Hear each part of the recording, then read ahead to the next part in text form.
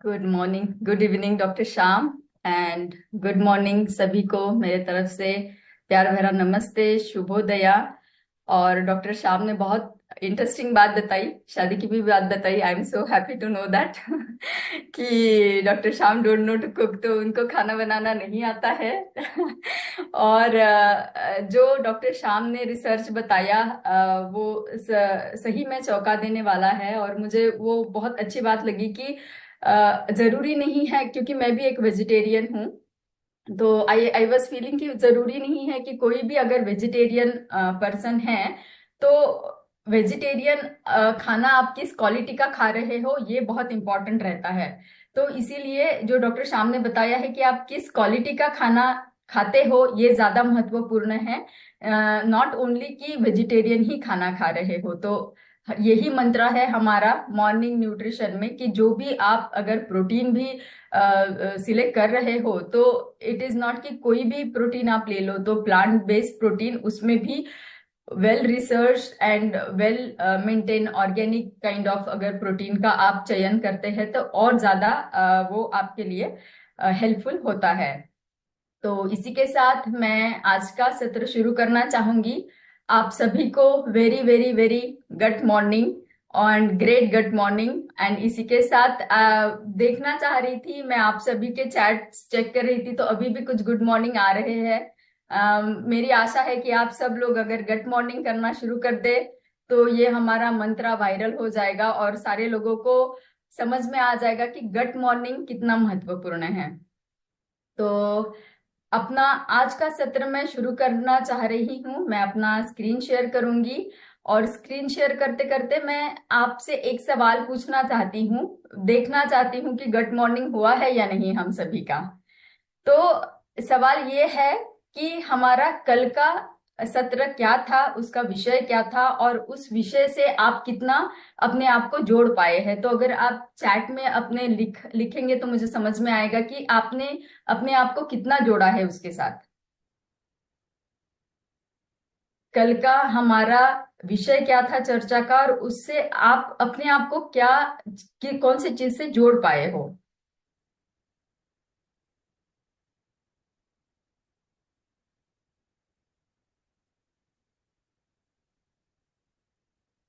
तो आसान सा सवाल है। गुड मॉर्निंग अभी आना शुरू हुआ है। चलिए आंसर भी आने शुरू हो गए हैं अभी। Thank you so much for your response की कल का जो हमारा सत्र था वो था वाई के ऊपर, why health and why now. तो मैं अपना आपको ओपिनियन ये बताना चाह रही थी कि वाई हेल्थ ये क्यों इम्पोर्टेंट है।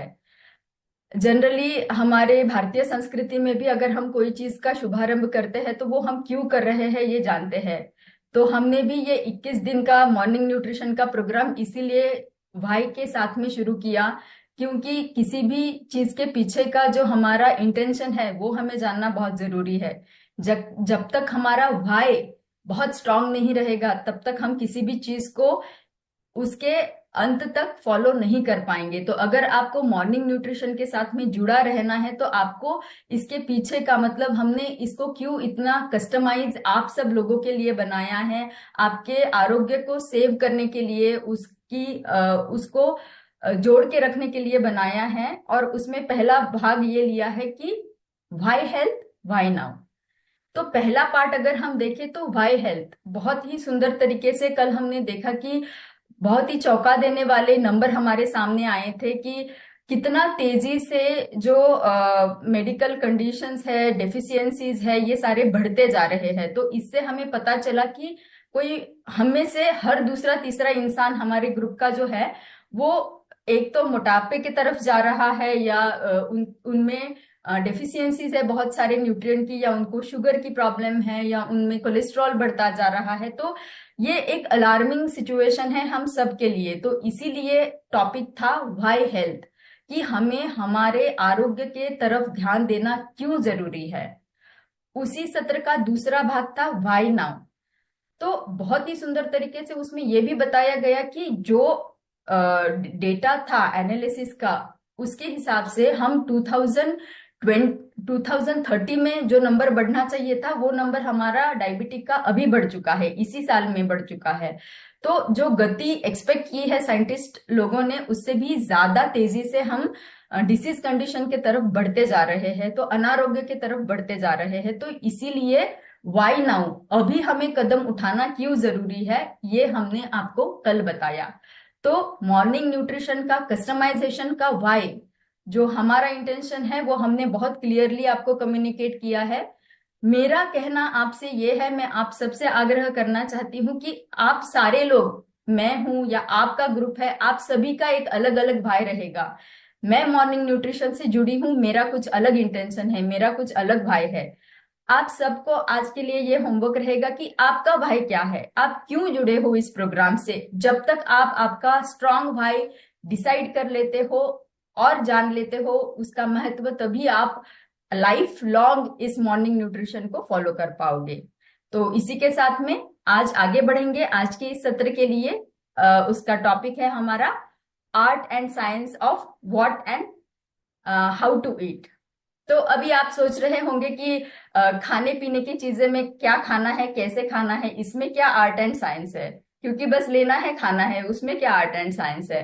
तो एक छोटा सा किस्सा मैं आपको इसके बारे में बताना चाहूंगी, बहुत ही इंटरेस्टिंग लगा मुझे, इसीलिए शेयर करती हूँ आपके साथ में कि ये पाया गया है कि हमारे आजू बाजू में हमारे जो ध्वनि लहरें लहरें रहती है, इमेजिन कर लीजिए कि कोई सैड माहौल है मेरे आजू बाजू में, मेरी ध्वनियां हैं या मेरा जो म्यूजिक अराउंड प्ले हो रहा है वो बहुत पॉजिटिव नहीं है, तो मुझे भी खाने में रुचि नहीं आएगी। उसी तरीके से अगर कोई मंद सी लेकिन प्लीजिंग धुन हमारे आजू बाजू में प्ले हो रही है, गाना या संगीत हमारी ध्वनियां सुन पा रहे हैं, तो उसका इफेक्ट पाया गया है हमारे खाने की रुचि बढ़ाने के लिए। उसको बताया गया है सोनिक सीजनिंग। तो बहुत ही सुंदर मुझे ये कंसेप्ट लगा, मैंने सोचा आपके साथ शेयर कर दूं कि जब हम आर्ट एंड साइंस की बात करते हैं तो ये छोटी छोटी चीजें आती है कि हमारे इर्द गिर्द क्या है, उसका भी हमारे खाने के ऊपर, हम क्या खा रहे हैं, कैसे खा रहे हैं, किस गति से खाना खा रहे हैं, किस मनस्थिति से खाना खा रहे हैं, इसका भी हमारे खाने के ऊपर प्रभाव पड़ता है। तो यही आर्ट एंड साइंस आज हम आपको बताने वाले हैं। आगे जाते हुए फिर से आपके लिए और एक सवाल है। मैंने मेरा आर्ट एंड साइंस आपको बता दिया कि मेरा आर्ट एंड साइंस क्या है behind what and how to eat. अब मुझे आपसे जानना है, आप फटाफट टाइम जाया ना करते हुए अगर चैट बॉक्स में लिखेंगे कि अगर मैं बताती हूँ कि क्या आर्ट एंड साइंस आप समझते हो बिहाइंड ईटिंग, तो आपकी माइंड में क्या पहली बात आती है। अगर आप एक लाइन में उसका आंसर लिख दे कि आपके माइंड में पहली क्या बात आती है, जो कि हम बताएंगे कि what to eat and how to eat.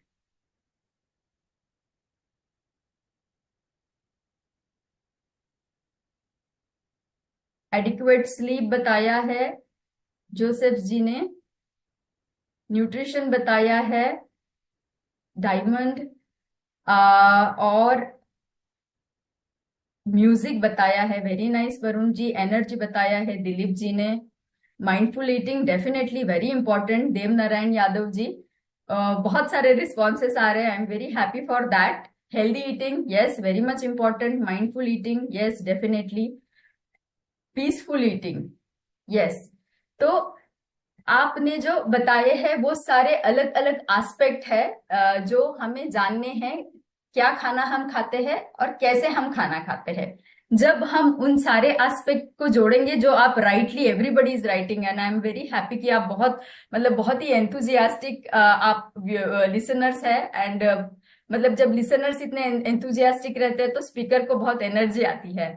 तो चलिए जानते हैं आपके आंसर्स को, आपके सारे उत्तरों को हमने कलेक्टिवली यहाँ जोड़ दिया है और इससे बन गई है हमारी माइंडफुल ईटिंग की साइकिल, जब जिसमें हमने जोड़ दिए हैं बहुत सारे व्हाई एंड हाउ, और वो सारे आपके जो आंसर्स है वो सारे आंसर यहाँ जोड़ने के बाद में ये साइकिल बन जाता है। तो ये साइकिल को मैं थोड़ा शॉर्टली आपको एक्सप्लेन करूंगी। व्हाई, हम व्हाई से हमने शुरुआत की है, जो कि कल का दिन था, आज का दूसरा दिन है। और तीसरे दिन में आप जानेंगे व्हेन के बारे में, दूसरे दिन में जो कि आज का दिन है उसमें आप जानेंगे व्हाट एंड हाउ के बारे में। और बचे हुए जो दो भाग है, how much to eat and where to consume, तो ये जो है ये सबसे महत्वपूर्ण भाग है कि मैं कितना खाना खाऊं, how much I should eat, कितना खाना खाऊंगा या खाऊंगी, और उसके हिसाब से मेरे से जो एनर्जी, मेरे खाने के बाद में जो एनर्जी निर्माण होगी उसको मैं कहाँ इन्वेस्ट करूंगी, वो सबसे इंपॉर्टेंट है। क्योंकि जब तक आप how much to eat and where to invest that energy, ये आप जब तक नहीं समझेंगे तब तक हमारी ये साइकिल पूरी नहीं होगी। तो how much to eat and where to use that energy, ये भाग हम हमारे आने वाले सारे सत्रों में जानने वाले हैं। तो चलिए शुरू करते हैं व्हाट टू ईट।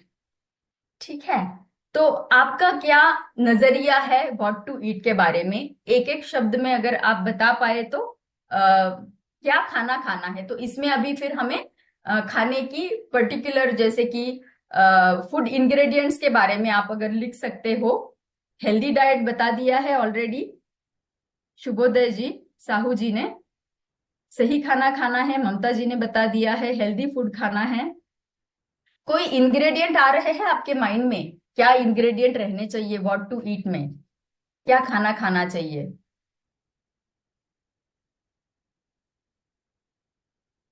हेल्दी खाना खाना चाहिए, न्यूट्रिशियस फूड खाना है। न्यूट्रिशियस फूड बोलने के बाद में मैं आपको आगे लेके जाती हूँ, क्योंकि कौन से इंग्रेडिएंट आने चाहिए। तो हमारा खाना कैसे रहना चाहिए? हमारा खाना बैलेंस रहना चाहिए। What to eat, balance meal खाना है।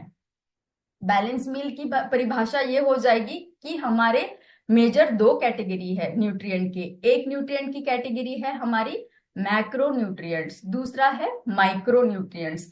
तो जैसे आप समझ पा रहे हो, माइक्रो, माइक्रो इज छोटा छोटा छोटा, एंड मैक्रो इज बड़ा क्वांटिटी। तो मैक्रो न्यूट्रिएंट जो है वो हमारे तीन बड़े वर्ग आते हैं, जिसको हम कार्बोहाइड्रेट, प्रोटीन और फैट बताते हैं। तो ये हमारे शरीर के नॉर्मल फंक्शन के लिए बहुत महत्वपूर्ण रहते हैं। उनके सबके अलग अलग रोल है जो आप नीचे देख पा रहे हो। इनकी मात्रा हमें ज्यादा चाहिए एनर्जी के लिए, नॉर्मल फंक्शनिंग के लिए, हमारे इम्यूनिटी के लिए भी। माइक्रोन्यूट्रिएंट के बारे में देखेंगे तो उसमें आता है विटामिन, मिनरल्स एंड फाइटोन्यूट्रिएंट। तो जब फाइटोन्यूट्रिएंट और ये सारी चीजें आती है तो आपको पता है विटामिन हम बहुत बड़ी मात्रा में नहीं लेते हैं, बहुत छोटी मात्रा रहती है विटामिन की, लेकिन बहुत बड़ा हेल्प करता है।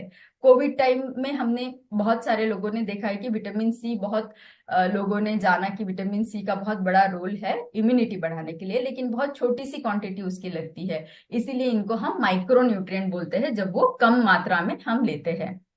तो इनका जब संतुलन हम करते हैं उसे हम बैलेंस डाइट बताते हैं, और उसी बैलेंस आहार को, संतुलित आहार को हमें लेना है, वो खाना हमें खाना है। अब हमने संतुलित बता दिया। अब हमें हमारी प्लेट सजानी है अभी। तो प्लेट जो है बड़ी सुंदर सी हमने यहाँ दिखा दी है आपको। इसमें कुछ पोर्शन भी दिख रहा है हमें, लेकिन मुझे कैसे समझ में आएगा कि मेरे हर दिन में मैंने कितने फल खाने हैं, मैंने कितनी दालें खानी हैं, कितना मुझे दूसरा प्रोटीन का इंटेक, या कोई सीड्स है, नट्स है, उनका मुझे कितनी मात्रा में लेना है, क्या मुझे फैट लेना है या नहीं लेना है, ये मुझे कैसे समझ में आएगा? ये जरूरी है ना, कितनी मात्रा में लेना है। अगर मैं बता दूं कि फैट्स एंड ऑयल्स जरूरी है और हमने 50% अगर फैट और ऑयल ही ले लिया, तो ये संतुलित होगा क्या? नहीं, ये संतुलित नहीं होगा। इसीलिए जवाब आते जा रहे हैं, प्रोटीन, फाइबर एंड बहुत बहुत सारे जवाब अभी भी आ रहे हैं। तो ये संतुलित नहीं होगा। तो क्या रहेगा संतुलित आहार, किसकी कितनी प्रतिशत मात्रा मुझे लेनी है? इसके लिए ये आंकड़े हमें बताए हैं आईसीएमआर ने, which is Indian council of medical research. उन्होंने जो बताया है हमें, ये आंकड़े उनसे हमें मिले हैं कि हमारे खाने के प्लेट में 13% फल रहे, 7% पल्सेस दालें रहे, 25% दूध या दही रहे, 2% नट्स एंड सीड रहना जरूरी है क्योंकि उससे भी हमें माइक्रोन्यूट्रिएंट मिलते हैं, 2% गुड फैट रहना जरूरी है, 30% रहेंगे जो कि सबसे बड़ी लार्ज बड़ी मात्रा है वो है हमारी वेजिटेबल्स की, एंड 20% रहेंगे हमारे सारी दालें, जो कि रहेगा हमारा जो हम ग्रेन्स बताते हैं, जो धान्य हम बताते हैं, वो सारे रहेंगे 20%। तो अब मुझे ये मात्रा समझ में आ गई है कि इतना मेरा रोज का कंजम्पशन रहना चाहिए। अब चलिए जानेंगे, पता तो चल गया है कौन सा कितनी मात्रा में रहना है, लेकिन मेरे थाली को सजाते वक्त मुझे उसमें क्या लेना है ये जानना जरूरी है। तो थाली में इंक्लूड क्या करना है, क्या लेना है? कॉम्प्लेक्स कार्ब्स लेने हैं। अभी डॉक्टर श्याम ने बताया वेजिटेरियन होना काफी नहीं है, कॉम्प्लेक्स कार्ब्स रहना बहुत जरूरी है। कॉम्प्लेक्स कार्ब्स क्या रहेंगे? Whole grains. उनके एग्जाम्पल है जवार, बाजरा, रागी, सारे श्री धान्य जो हम बताते हैं, जो कि गवर्नमेंट ऑफ इंडिया भी बहुत जोरों शोरों से लोगों को अवेयर करा रहे हैं कि श्री श्री अन्न का उपयोग हमने करना है। तो उसमें सारे धान्य, छोटे धान्य, मिलेट्स आ गए। प्रोटीन लेना है ज्यादा मात्रा में, मूंग है, चना है, पल्सेस है, अलग अलग दालें हैं, उनको सबको लेना है। और ज्यादातर वेजिटेबल्स एंड फ्रूट्स हमें लेने हैं। अब क्या निकालना है ये हम जानेंगे। निकालना जो है हमें रिफाइंड कार्ब्स। तो डॉक्टर श्याम ने बताया कि बस वेजिटेरियन हो, लेकिन अगर हम फिंगर चिप्स खा रहे हैं एंड पिज्जा खा रहे हैं, vegetarian pizza loaded with vegetables, लेकिन उसका बेस तो मैदे का है, तो क्या वो लेना सही रहेगा? नहीं, उसको रिमूव करना है, उसको निकालना है। व्हाइट जो भी है is not good, refined flour is not good, मैदा अच्छा नहीं है, शुगर व्हाइट है वो अच्छा नहीं है, व्हाइट ब्रेड अच्छा नहीं है, पॉलिश राइस अच्छा नहीं है। तो जो बेकरी के प्रोडक्ट है उनको निकालना है। सैचुरेटेड फैट जो नॉर्मल टेम्परेचर पे जम जाए, ऐसे वाले जो फैट्स है वो हमें हमारे खाने से निकाल देने हैं, क्योंकि वो हमारे सेहत के लिए अच्छे नहीं माने जाते। क्या इंक्लूड करना है वो हमने जान लिया, क्या निकाल देना है वो हमने जान लिया। अभी देखेंगे क्या हमें रिप्लेस करना है। रिप्लेस करना सब लोग समझते हैं, जो बुरा है उसकी जगह अच्छी वाली चीज ले लेगी। तो बुरा क्या है? बुरा है calorie dense food. Calorie dense मतलब कैलोरी से भरा हुआ खाना है, उसको किसके साथ रिप्लेस करना है? उसको हमें बदलना है न्यूट्रिएंट से भरे हुए खाने के साथ। सो कैलोरी वाला खाना क्या करता है? बहुत सारी कैलोरी रहती है, बिल्कुल भी न्यूट्रिएंट नहीं रहते हैं। ऑन द अदर हैंड अगर न्यूट्रिएंट से भरा हुआ खाना देखेंगे तो कैलोरी बिल्कुल कम है लेकिन न्यूट्रिएंट बहुत ज्यादा है। कैलोरी से भरा हुआ खाना क्विक एनर्जी देता है हमें, लेकिन वो हेल्दी रहेगा क्या? नहीं, क्योंकि क्विक एनर्जी देगा उतना ही जल्दी एनर्जी ड्रॉप हो जाएगी और दूसरे इमिडिएटली हमें फील होगा कि और खाना मुझे खाना है, तो ये मोटापा बढ़ाता जाएगा और इसमें न्यूट्रिएंट नहीं है। लेकिन ये फैट, शुगर से भरा हुआ है, तो ये क्या करता है? वजन बढ़ा देता है, हमारी सेहत को बिगाड़ देता है। इसके एग्जाम्पल है हमारे सारे प्रोसेस्ड फूड। इसीलिए इसको बदल के हमें न्यूट्रिएंट वाले खाने के साथ में, पोषण से भरे हुए खाने के साथ में बदलना है। जो कि अनप्रोसेस्ड खाना है वो हमें क्विक एनर्जी नहीं देता है, लेकिन पूरे दिन भर में, जैसे अगर मैंने गेहूं का, होल व्हीट का या जवार का रोटी खाई है, तो जवार की रोटी मुझे सुबह अगर मैं खाती हूँ तो 3 से 4 घंटे तक मेरी एनर्जी अच्छे से बने रहेगी और मुझे जरूरत नहीं पड़ेगी कि मैं और कुछ दूसरा स्नैकिंग करूं। तो ये सस्टेन एनर्जी रहेगा और उससे मुझे न्यूट्रिएंट भी बहुत सारे मिलेंगे। ये अनप्रोसेस रहता है, हमारी हेल्थ को अच्छा रखता है और इसके एग्जाम्पल है जैसे मैंने बताया, होल ग्रेन्स है, फ्रूट्स एंड वेजिटेबल्स है। आगे बढ़ते हुए जानेंगे, बहुत ही छोटा सा लेकिन बहुत इंटरेस्टिंग एग्जाम्पल है ये, जो हमने कैलोरी डेंस और न्यूट्रिएंट डेंस अगले पिछले वाले स्लाइड में देखा था। अभी देखिए कैलोरी वाले कॉलम में हमने देखा था कैलोरी से भरा हुआ। अभी यहाँ है 300 कैलोरी किससे मिल रहे हैं? ब्रेड पकोड़ा से। 300 कैलोरी मिल रहे हैं हमें पाइनएप्पल और ब्लूबेरी से। लेकिन क्या फर्क है? कोई गेस करना चाहेगा इसमें क्या फर्क है?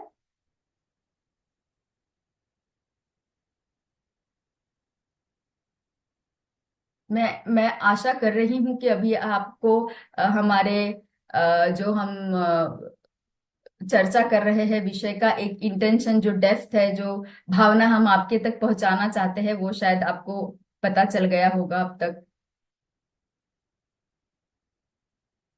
चलिए, जवाब आना शुरू हो गया है। एकदम सही पहचाना है आप लोगों ने कि ब्रेड पकोड़ा में तो फैट रहेंगे और ये न्यूट्रिशियस नहीं है, कैलोरी से भरा हुआ है। लेकिन 2 कप पाइनएप्पल और 1 कप ब्लूबेरी से हमें मिल रहे हैं फाइटोन्यूट्रिएंट, हमें मिल रहे हैं न्यूट्रिएंट और फाइबर।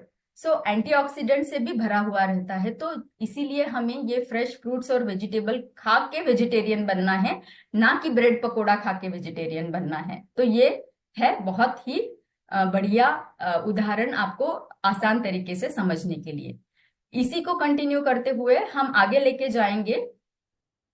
मैंने मेरा ओपिनियन आपको बता दिया, या मेरा क्या नजरिया है ये मैंने आपको बता दिया। तो मैं आपसे अभी जानना चाहूंगी कि आपका क्या नजरिया है कि हमें और क्या क्या चीजें नहीं लेनी है।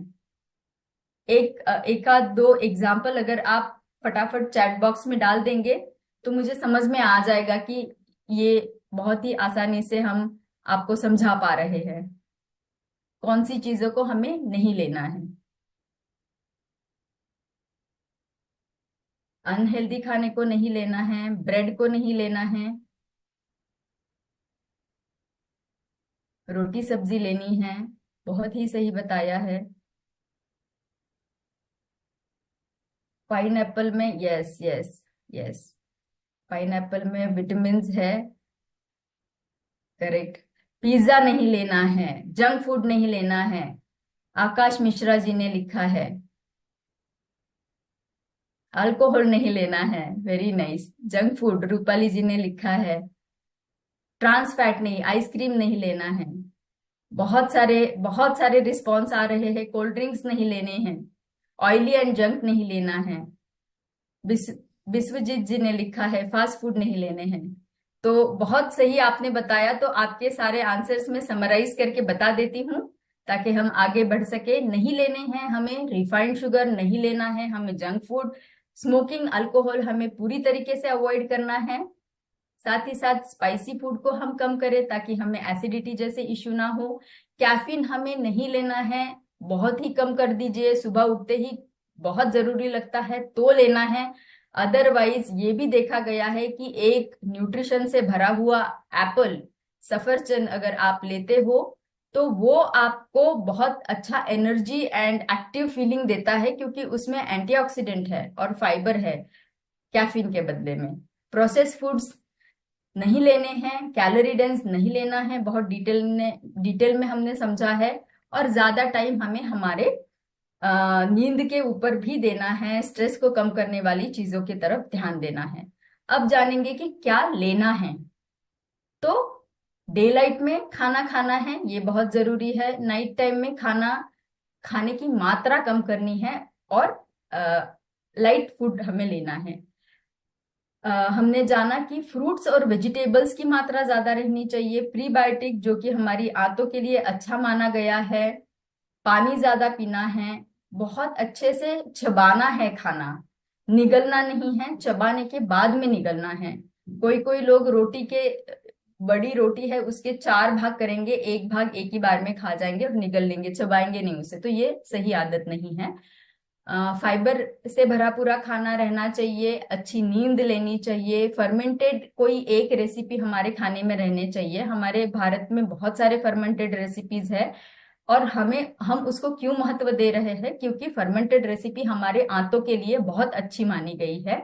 एक्सरसाइज करनी है रेगुलरली, न्यूट्रिएंट से भरा हुआ खाना लेना है, प्लांट बेस्ड खाना खाना जरूरी है, लेकिन देखना है कि हम हेल्दी चीजों का चयन कर रहे हैं। रात को सोने से पहले और रात का खाना, इन दोनों के बीच में लगभग 2 से 3 घंटे का, मिनिमम 2 घंटे का तो गैप रहना बहुत जरूरी है। और आपके स्ट्रेस को मैनेज करने के लिए रिलैक्सेशन टेक्निक्स आपने करने हैं। आगे बढ़ते हैं। आगे की स्लाइड हमें ये बता रही है कि अभी हम जानेंगे, इस स्लाइड्स के साथ में हम जानेंगे कि हमारी भारत की परंपरा कितनी सुंदर है।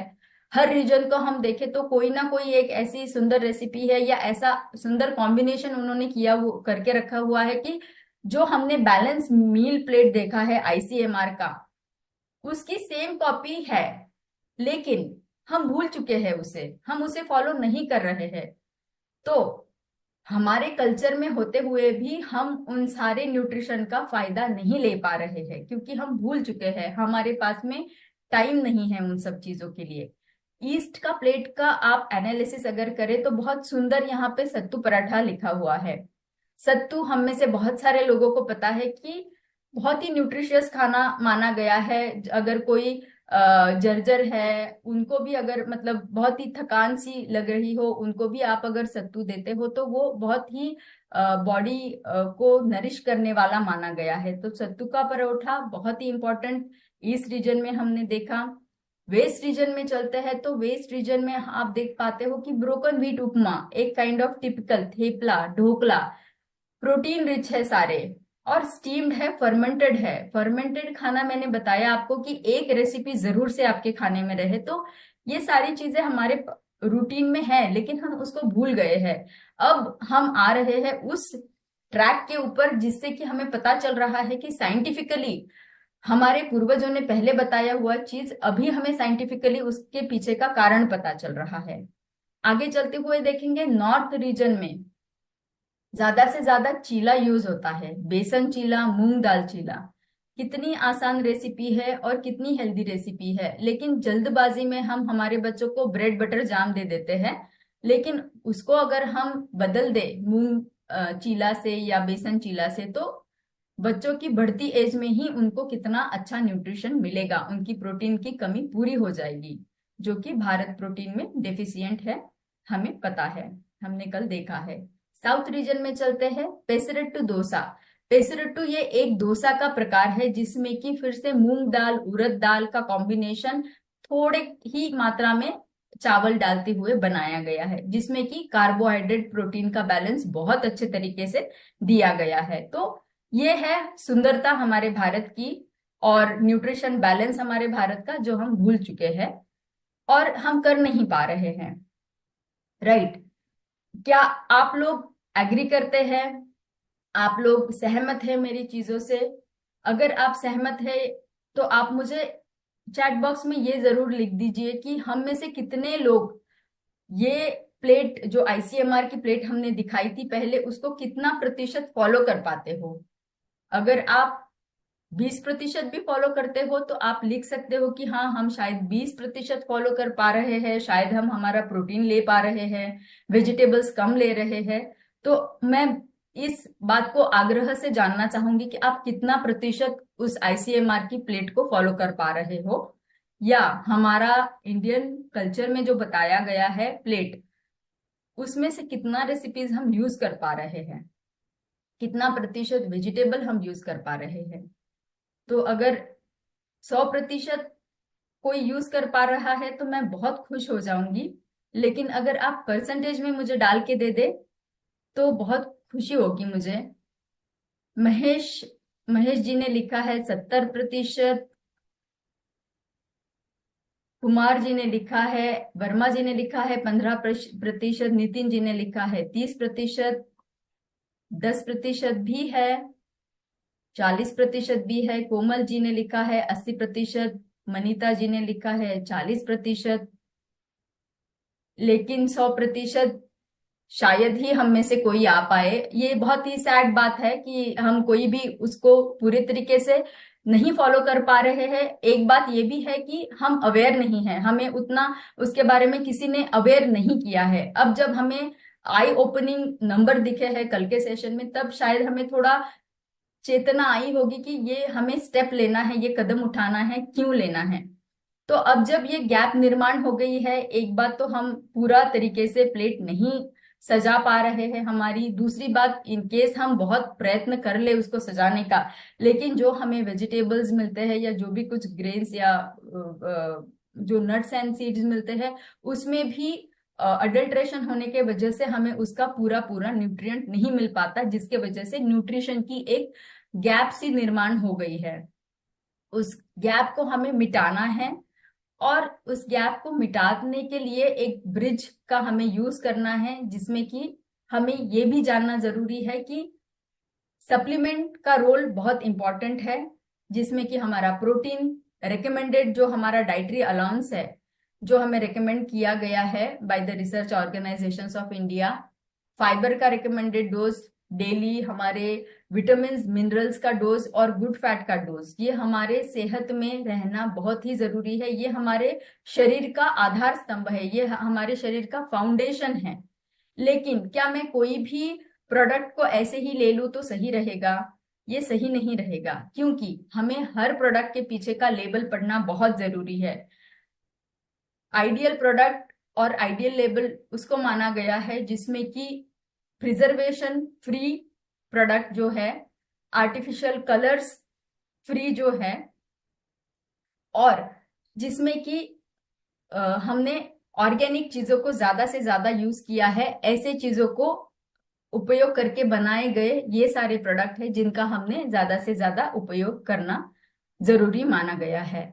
तो इसका हमने ज्यादा से ज्यादा लाभ लेना चाहिए, हमारे लिए, हमारे फैमिली मेंबर्स के लिए, हमारे टीनेजर बच्चों के लिए जिनमें कि प्रोटीन बढ़ते हुए एज में बहुत ज्यादा इंपॉर्टेंट है। तो ये अवेयरनेस हमें आना बहुत जरूरी है। इसीलिए हमारा मॉर्निंग न्यूट्रिशन की ये एक तरीके की हमारे शरीर की मांग है जिसको हमें पूरी करनी है।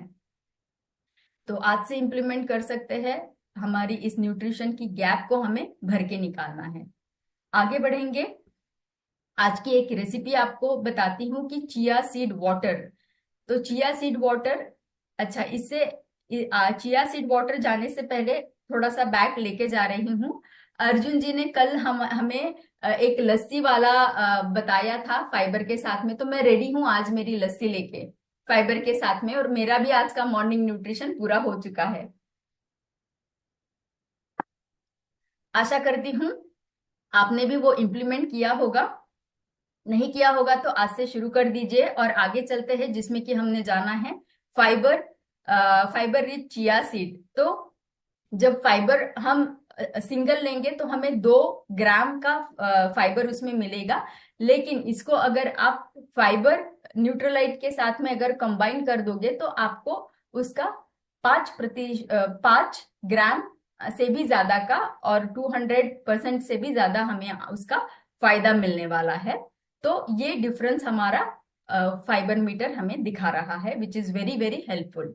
आगे बढ़ेंगे। दूसरा हमारा भाग है आज के चर्चा का, जो है हाउ टू ईट, और मैं इसको थोड़ा क्विकली खत्म करूंगी क्योंकि हमें टाइम भी कम रहा है अभी। तो हाउ टू ईट में भी क्या आर्ट एंड साइंस है ये आपको बताएंगे। आप सोच रहे होंगे हाउ टू ईट लेना है, खाना है, उसमें क्या आर्ट एंड साइंस है?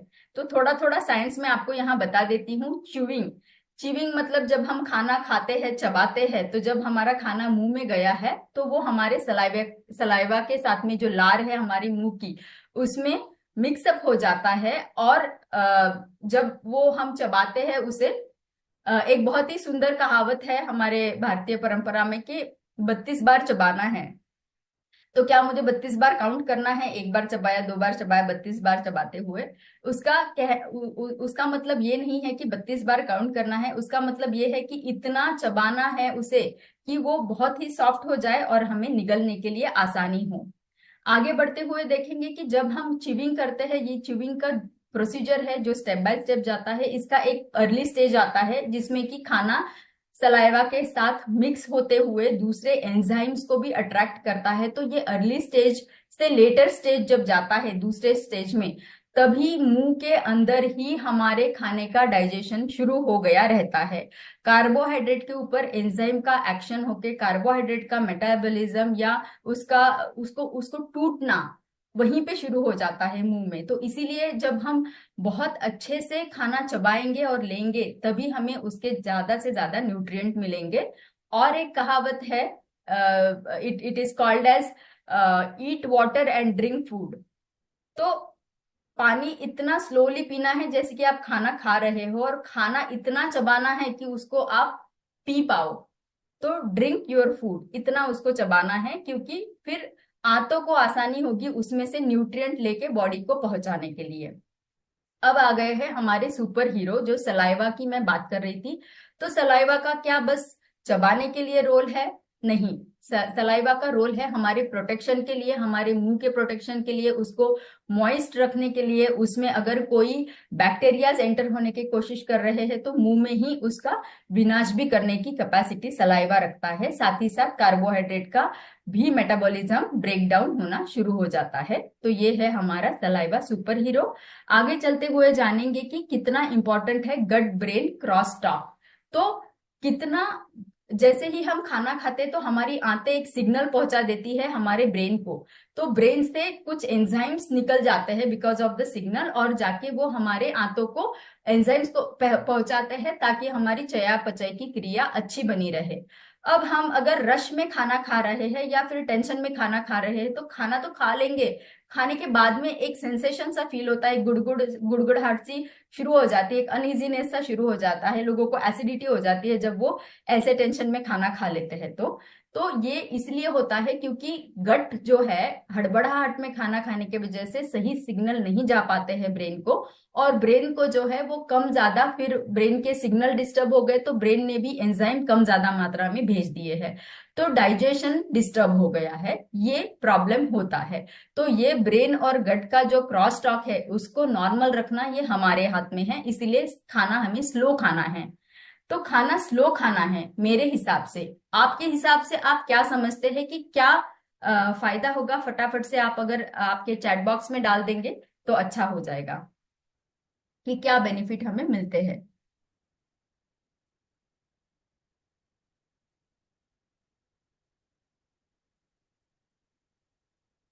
न्यूट्रिशन मिल पाएगा। यस, न्यूट्रिशन मिलना बहुत जरूरी है। वैशाली जी ने भी लिखा है।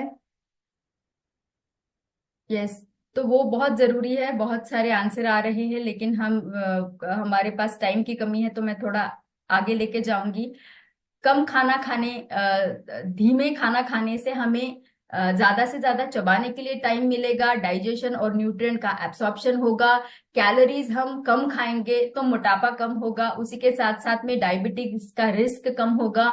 हम बीच बीच में मुंह को क्लेंज करने के लिए थोड़ा वाटर पियेंगे, पानी पियेंगे तो पानी की मात्रा बढ़ती जाएगी, हमारी आगे वाली स्नैकिंग भी कम होती जाएगी, और डेफिनेटली हमें उससे फायदा मिलेगा। तो ये है हमारा फायदा, और हमें बहुत लंबा देर तक हम फुल फील करेंगे तो नेक्स्ट वाला स्नैकिंग हम नहीं करेंगे।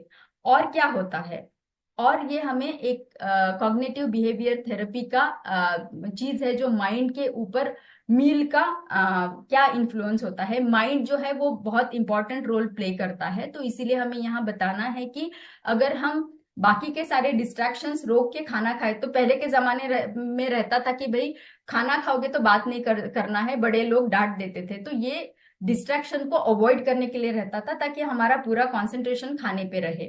हमारा फोकस, अगर हम दूसरा पॉइंट जो है कि फोकस जो है हमारा सेटिस्फैक्शन, खाने से सेटिस्फैक्शन के ऊपर रहना चाहिए, ना कि ज्यादा खाना खाने के ऊपर।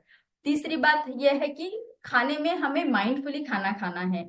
चौथी बात यह है कि अन अनवांटेड जो खाना है, स्नैकिंग है, मूवी देख रहे हैं स्नैकिंग कर रहे हैं, तो वो रिक्वायर्ड नहीं है, उसको हमें कम करना है। हमें लास्ट इंपॉर्टेंट पॉइंट है कि प्लान, हमें हमारा जो नेक्स्ट खाना है या नेक्स्ट स्नैक है उसको आज ही अभी ही प्लान करना है। जैसे कि मैंने मेरा मॉर्निंग वाला प्रोटीन का ड्रिंक मुझे लेना है करके मैंने प्री डिसाइडेड रखा, तो इंटेंशन था मेरा कि मुझे ये लेना ही है। तो जब मैं ये डिसाइड करके रखूंगी तभी मेरा आगे का मील डिस्टर्ब नहीं होगा। तो प्री प्लानिंग करना बहुत जरूरी है। 4 टिप्स है आपके लिए, ये आपको मिल जाएंगे बाद में आपके व्हाट्सएप के ग्रुप में कि कौन से 4 टिप्स है जिससे कि आप आपका खाना स्लो कर सकते हो, धीरे धीरे खा सकते हो। आगे जाते हुए हमारा आज का मंत्रा है शाइन मंत्रा, जो कल ही हमने शाइन किया था। मैं आशा करती हूँ हम सभी ने कल शाइन किया है और आज भी हम शाइन करेंगे। So starting with S of our shine, की शाइन करने के लिए आपका स्टार्ट बहुत जरूरी है, और स्टार्ट बहुत पॉजिटिव रहना चाहिए। सबको थैंक यू बोल के, सृष्टि को थैंक यू बोल के कि मेरी हेल्थ बना के रखी है। साथ ही साथ ऑप्टिमिज्म, पॉजिटिविटी रहनी है। तो पॉजिटिविटी को बनाए रखने के लिए आप ये भी कर सकते हो कि मेरा वर्कआउट मेरा हो गया है तो मेरी स्मार्ट वॉच का मैं एक स्क्रीनशॉट ले लूं और मेरे ग्रुप में भेज दूं कि मैंने मेरा स्टार्ट कर दिया है, शाइन का एस मैंने पूरा कर दिया है। शाइन का एस पूरा करने के बाद में आप आपका प्रोटीन ड्रिंक ले सकते हैं। प्रोटीन ड्रिंक को लेके फिर आप उसका भी एक फोटो निकाल के अपने ग्रुप में डाल सकते हो कि मैंने मेरा गट मॉर्निंग कर दिया है। क्या आपने आपका गट मॉर्निंग पूरा किया, ये पूछना भी बहुत जरूरी है। तो उनको न्यूट्रिशन और हमारे शाइन का एच पूरा हो जाएगा। शाइन का आई अगर लेते हैं तो इंटेंशन हमें जरूरी से पूरा करना है कि विजुअलाइज करना है। जो हमने कल देखे बहुत ही डरावने नंबर थे। हम में से हर दूसरा तीसरा इंसान जो रहेगा डायबिटीज से ग्रसित रहेगा, तो हमें एम रखना है कि मुझे अब से लेके तीसरे महीने में मेरा डायबिटीज का लेवल, शुगर का लेवल नॉर्मल रहना चाहिए। तो इस इंटेंशन के साथ में मैं मेरा मॉर्निंग न्यूट्रिशन आगे बढ़ाना चाहती हूँ। शाइन का एन हमें बताता है learning. Sky is not the limit, universe is the limit. अब यूनिवर्स में सारी चीजें हैं, क्या क्या पढ़ेंगे, बस इतना ही पढ़ो जो हमारे हेल्थ के लिए इंपॉर्टेंट है। आशा करती हूँ आप सारे लोग रोज एक टिप को अपने डायरी में नोट डाउन कर रहे हैं और हमारे रूटीन में आप उसको अडेप्ट कर रहे हैं। तो ये हमारा लर्निंग हो गया। एक्सरसाइज रोज करनी है। इसी के साथ में हमारा शाइन पूरा होता है। एंड इसी के साथ में हमारा सत्र का नेक्स्ट स्टेप शुरू हो जाता है, जो कि है हमारी रेसिपी एंड एक्सरसाइज का वीडियो। लेकिन मैं आपको उसके पहले बोलना चाहूंगी, not a very good day but have a very shine day. तो शाइन करते रहिएगा। और आपका here is the video for your recipe. Just sharing my recipe video.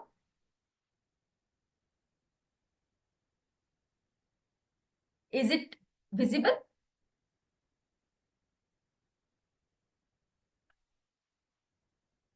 Can anybody please confirm?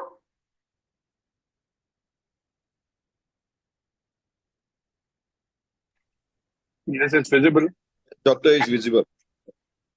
Is it audible as well? No No. sound. Okay, sound is not there. Let me just do once again. Yeah.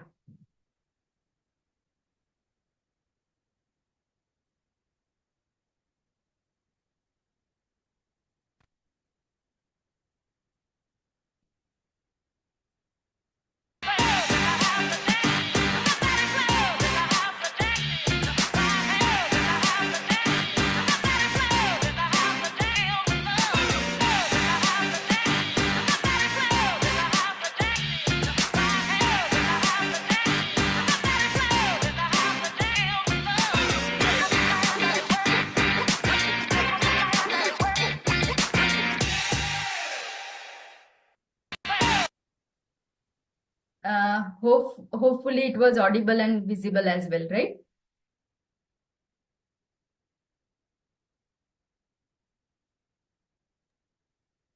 Yes, doctor, it was visible.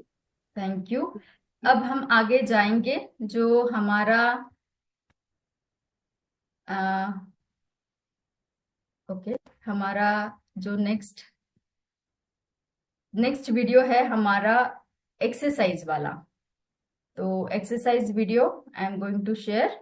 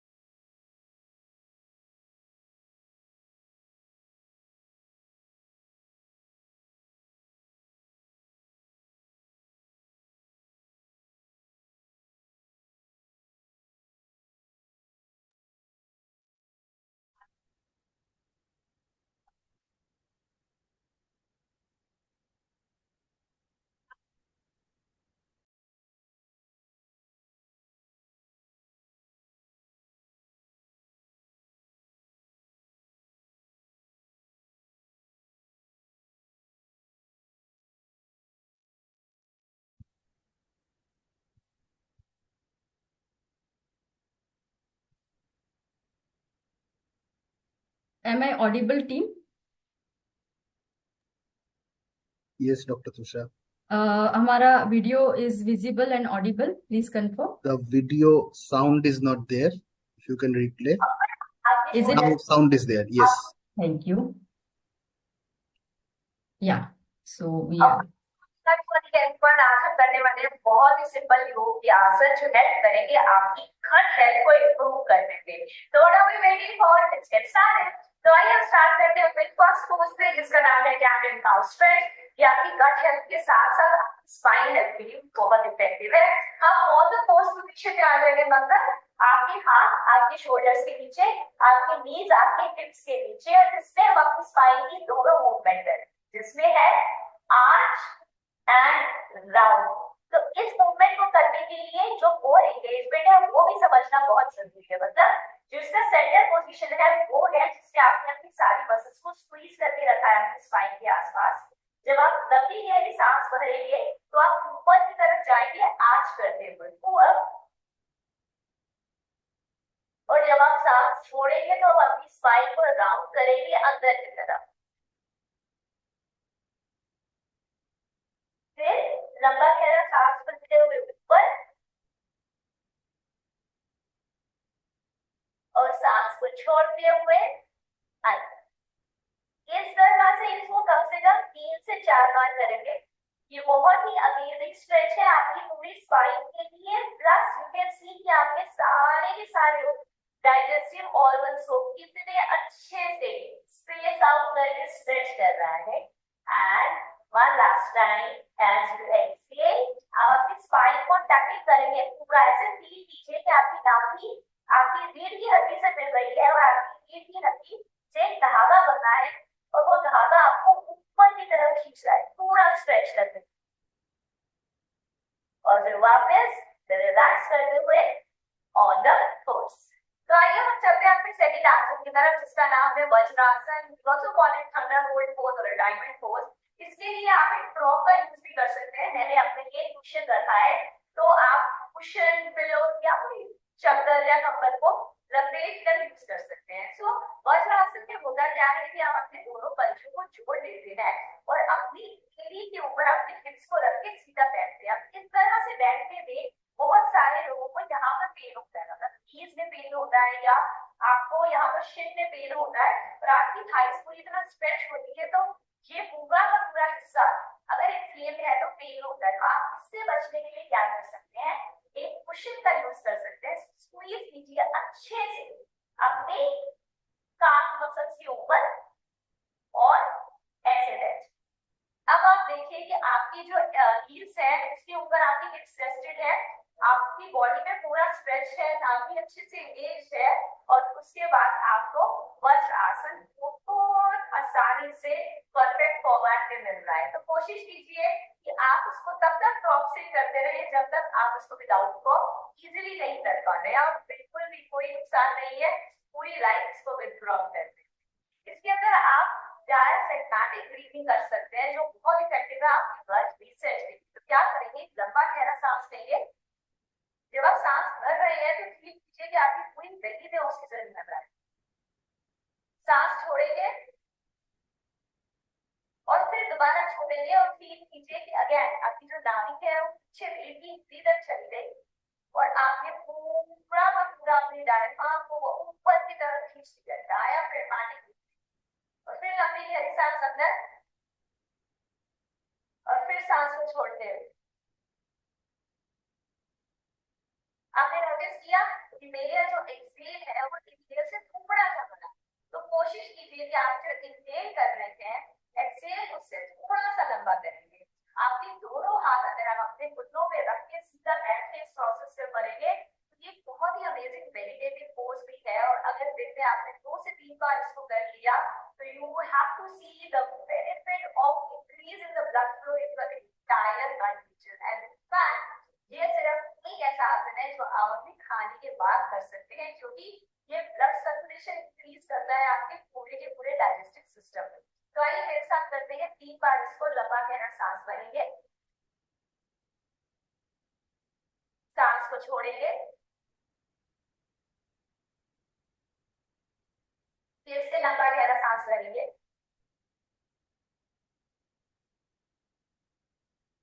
को छोड़ेंगे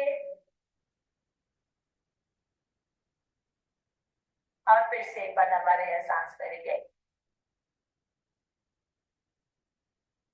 तो फिर धीरे से सांस को छोड़ेंगे।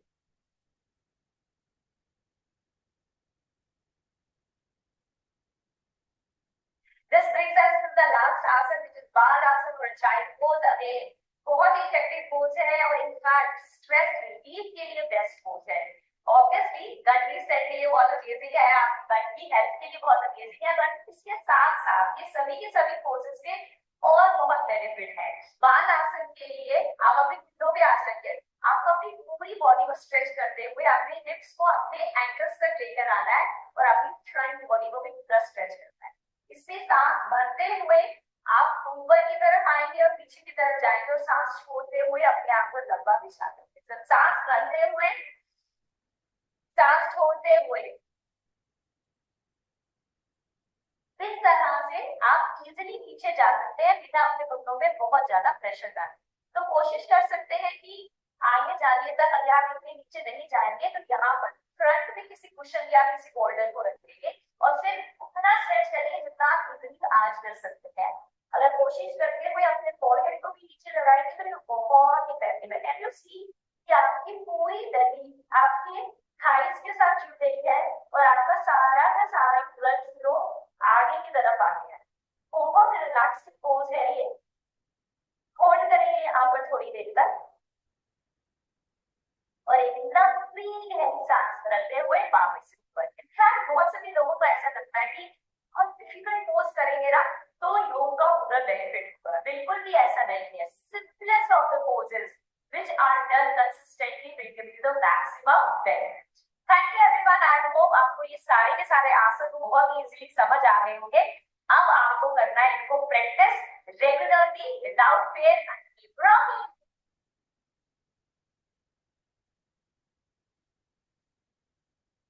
तो इसी के साथ में आशा करती हूँ कि आपका जो एक्सरसाइज है और रेसिपी आज का दिन का है आप पूरा करेंगे। और इसी के साथ में मैं आज का सत्र समाप्त करने जा रही हूँ।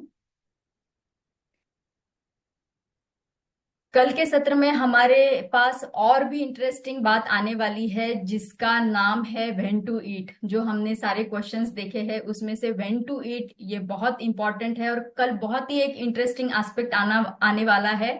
उसका नाम है इनर क्लॉक। हमारे शरीर में जो इनर क्लॉक है क्या हमने उसको सुना है, ये हमें जानना है।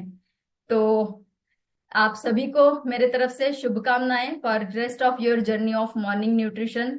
Thank you so much and keep shine. Have a shine day.